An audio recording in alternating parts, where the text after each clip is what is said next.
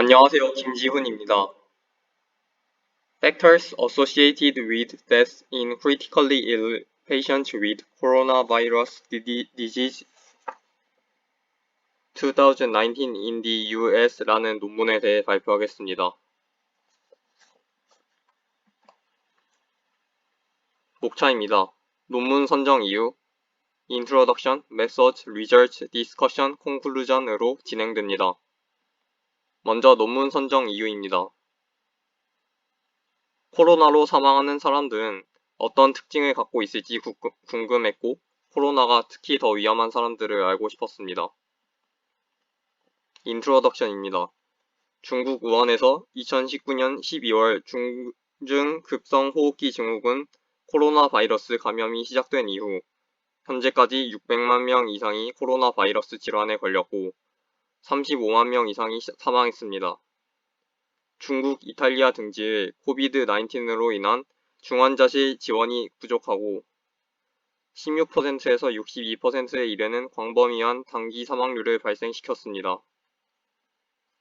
2020년 6월 19일 미국에서 약 220만 명이 코로나로 감염되었고 10만 명 이상이 사망했습니다. 다른 어떤 나라보다 미국에서 더 많은 사람들이 죽었지만 코비드19의 역학적 요인, 치료법, 그리고 코로나 바이러스에 의한 심각한 질병의 결과에 대한 국가 데이터는 부족합니다. 워싱턴주 시애틀에서 24명의 환자를 대상으로 한 연구에서는 기계식 인공호흡기와 혈관 수축기가 자주 접수되고 병원 내 사망률이 50%에 이른다고 보고했습니다. 뉴욕시에서 발생한 코비드19의 현지 발생은 단일 센터 및 지역 보고서에 기술되어 있습니다. 이러한 연구에는 주로 심각하지 않은 환자가 포함되었고 사후관리 기간이 제한되었습니다. 코비드19의 환자 특성, 치료 및 중환자 질병 결과에 대한 세분화된 데이터가 환자 자원 할당, 중환자 치료 능력 및 치료에 대한 의사결정을 알려야 합니다. 또한 치료와 결과의 병원 간 차이를 평가하기 위해 여러 병원에 걸친 국가적인 대표 데이터가 필요합니다. 이러한 지식 격차를 해소하기 위해 미국 코로나 중증 환자 중 사망과 관련된 특징, 결과 요인은 무엇인가에 대한 답을 찾는 연구를 수행했습니다. 즉, 사망과 관련된 요인을 평가하고 코비드19 환자에 대한 치료와 결과의 병원 간 차이를 조사하려 했습니다. 코비드19 환자의 인구 통계, 합병증, 장기 기능 장애, 치료 및 미국 전역에서 중환자실에 입원하는 코비드19 환자의 예후를 검사한 멀티센터 코홀트 스터디를 수행했습니다. 이 연구의 목적은 사망과 관련된 요인을 평가하고 코비드19 환자의 병원 간 치료 및 결과 차이를 조사하는 것이었습니다. 다음은 메서드입니다. 연구 설계 및 감독에 대해 알아보겠습니다. 이 멀티센터 집단 연구에서는 65개 병원에서 중환자실 입원이 승인된 코비드19에 감염된 성인을 조사했습니다. 이 연구는 각 참여 현장을 기관검토위원회가 사전 동의의 포기로 승인했습니다.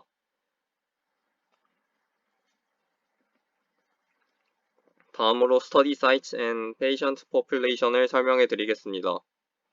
연구에서 환자 모집단으로는 2020년 3월 4일부터 4월 4일까지 코비드19와 관련된 질병으로 중환자실에 입원한 환자들 중 실험실에서 초음파성 또는 후두성 면봉으로 검출하여 코비드19가 확인된 만 18세 이상 성인 환자를 포함했습니다.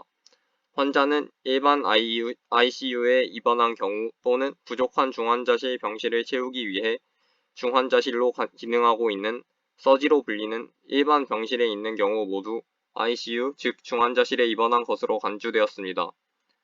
연구는 환자의 퇴원, 사망 또는 2020년 6월 4일 중 어느 것이 먼저 올 때까지 환자들을 추적했습니다.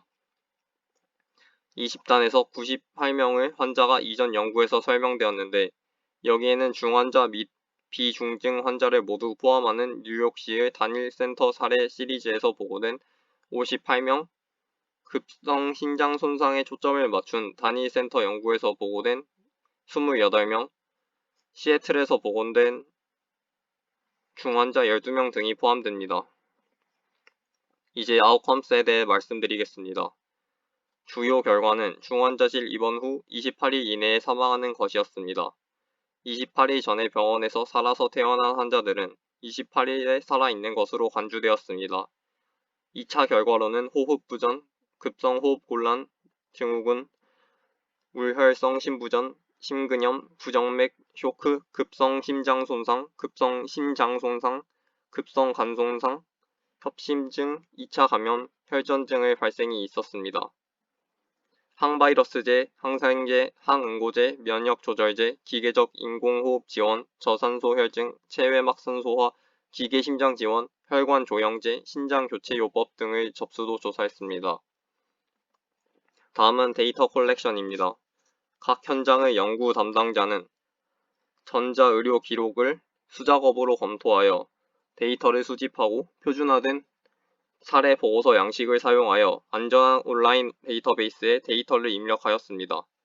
환자 수준 데이터에서는 인구 통계, 합병증, 증상, 입원, 전 약물, 활력 징후, ICU 입원 후 14일 동안의 1일 데이터, 약물, 비치료 및 장기 입원, 입원 기간에 대한 결과 데이터와 사망 데이터가 포함되었습니다.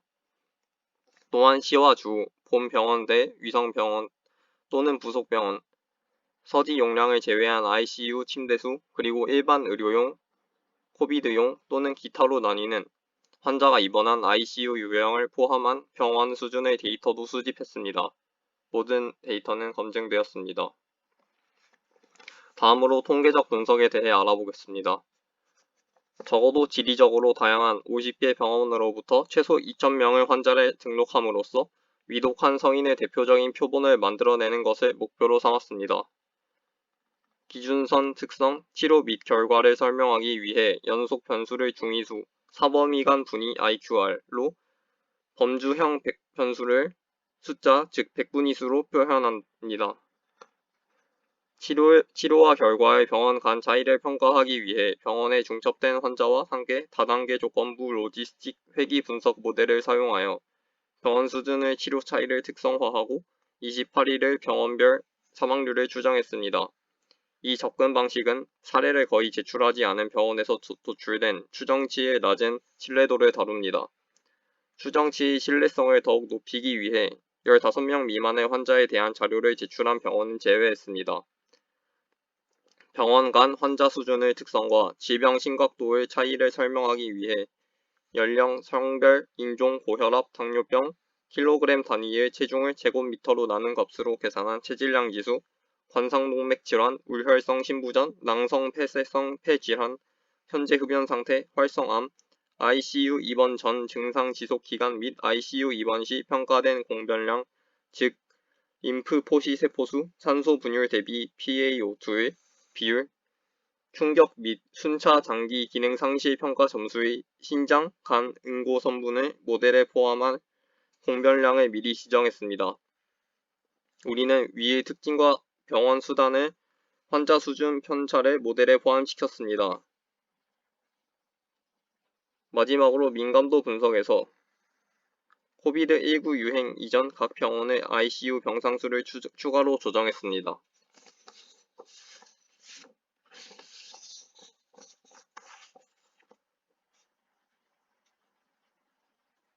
환자와 병원 특성 간의 독립적 연관성과 28일 사망률의 주요 결과를 설명하기 위해 우리는 다시 다단계 로지스텍 회귀 모델링을 사용했으며 병원에는 무작위 단계와 각 관심 변수에 대한 고정 효과를 사용했습니다. 연구는 같은 공변량을 포함했습니다. 우리는 또한 두 개의 민감도 분석을 수행했습니다. 첫째, 위의 분석을 반복했지만 ICU 1일째에 기계식 인공호흡기 지원을 받은 환자를 제한했습니다. 둘째, 위의 공변량과 생존 사이의 연관성을 평가하기 위해 폭스 회귀 분석 모형과 사용 가능한 모든 추적 데이터를 사용했습니다. 분석은 SAS 소프트웨어 버전 9.4와 스타타 버전 16.1을 사용하여 진행하였습니다. 다음으로 리저치에 대해 알아보겠습니다. Patient Characteristics at Baseline입니다. 65개 현장의 2,833명의 환자 중 2215명이 당초 자격 기준을 충족했다고 판단돼 분석에 포함됐습니다. 평균 연령은 60.5세, SD는 14.5세로 1436명, 즉 64.8%가 남성이었습니다. ICU 입원 전 증상의 중간 지속기간은 7일, IQR 4부터 10일이었습니다. 중환자실 입원 전 가장 흔한 증상은 기침 1708명, 즉 77.1%였고 호흡곤란 1658명, 74.9%, 1566명의 발열이 70.7%를 차지하였습니다. 59.7%에 해당하는 1322명의 고혈압, 38.9%에 해당하는 861명의 당뇨병, 24%에 해당하는 531명의 만성 폐질환 등 총 78.5%의 1738명의 환자가 한 개 이상의 합병증을 갖고 있었습니다. 중환자실 입원 당일 67.4%에 해당하는 1494명이 기계식 인공호흡기 지원을 받았고 48.3%에 해당하는 958명이 바소프레서를 받았습니다. 급성 장기 손상입니다. 중환자실 입원 후 14일 동안 83.9%에 해당하는 1859명이 기계적 인공호흡기 지원을 받았고 73.8%에 해당하는 1635명이 급성호흡곤란 증후군을 일으켰으며 말기 신장질환이 없는 2151명 중 921명, 즉 42.8%가 급성 신장 손상을 입었습니다. 다른 급성 장기 부상은 임상적으로 감지된 혈전증 증상을 경험하는 10.4%에 해당하는 230명에 불과한 이 연구에서 덜 빈번했습니다. 다음은 트리트먼트입니다. 코비드19에 관련 질병에 가장 많이 투여된 약은 히드록시클로로킨으로 79.5%, 1761명에 사용되었습니다. 그리고 아지트로마이신, 치료용 항응고제 등이 많이 사용되었습니다.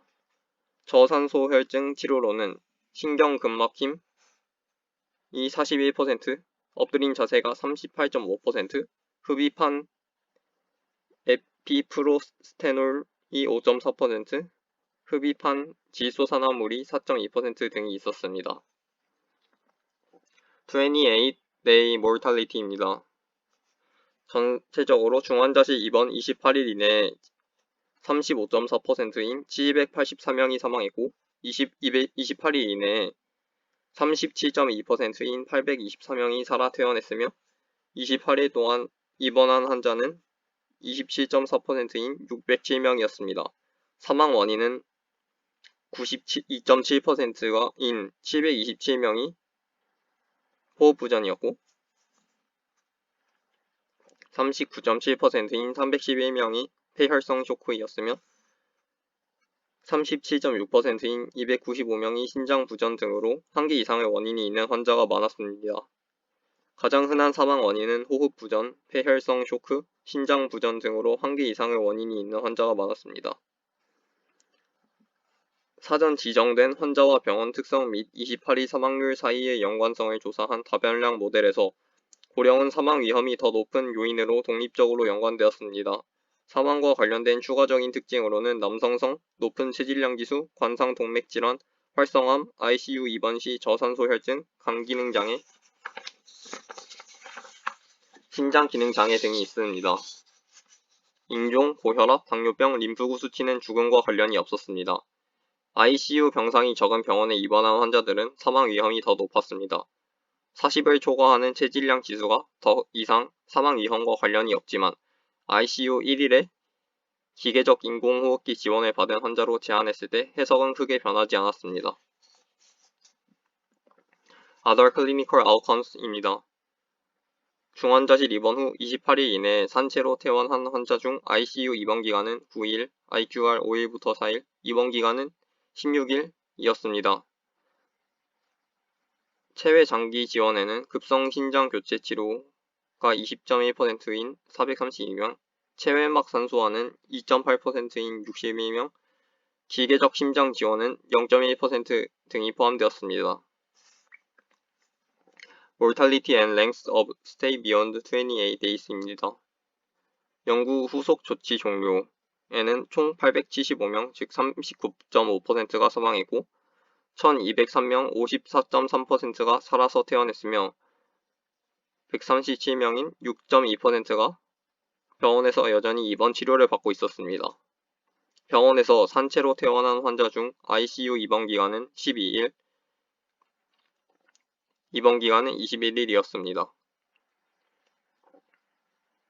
다변량 혹스회귀 분석 모델을 사용하여 28일 사망률 모델과 유사한 사망 관련 요인을 식별했습니다. 다음은 디스커션이 나옵니다. 미국 전역 65개 병원은 중환자실에 입원한 중환자실 성인 2215명을 대상으로 한 입원 다중 접종 코호트 연구 결과